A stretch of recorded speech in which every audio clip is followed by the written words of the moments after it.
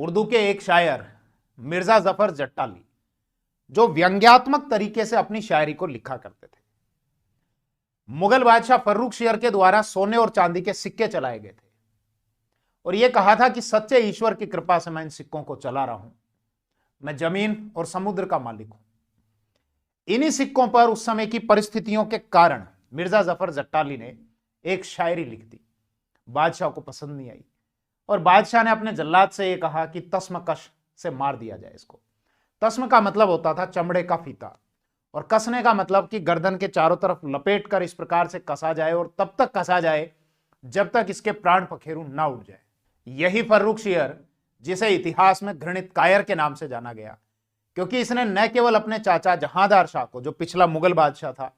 उसको निर्ममता से मौत के घाट उतारा,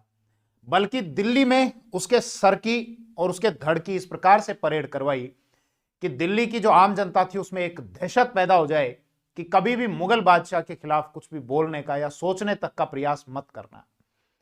यही फर्रुखशियर, जो दूसरों को निर्ममता से मौत के घाट उतारा करता था, जिस प्रकार से बंदा सिंह बहादुर को मौत के घाट उतारा था। बंदा सिंह बहादुर, जिनके सामने उनके एक छोटे से बालक को मारा गया, तड़पा कर, पेट काट कर, लीवर निकाला गया और फिर बंदा सिंह बहादुर के मुंह में ठूंसा गया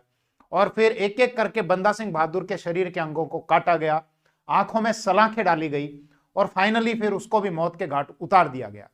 वही फर्रुखशियर, जो दूसरों को निर्ममता से मौत के घाट उतारा करता था, अंततः कर्म का फल उसको भी मिला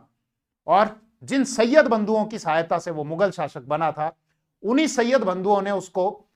हरम जो होता था, जनान खाना जहां पर रानियां रहा करती थी, वहां से घसीटा, बिना पगड़ी के घसीट कर उसको लाए और उसको त्रिपोलिया गेट, जो अभी दिल्ली में आता है, जो पहले जेल होती थी, वहां पर बंद कर दिया और उसको भी निर्ममता से पीट पीट कर मौत के घाट उतार दिया गया।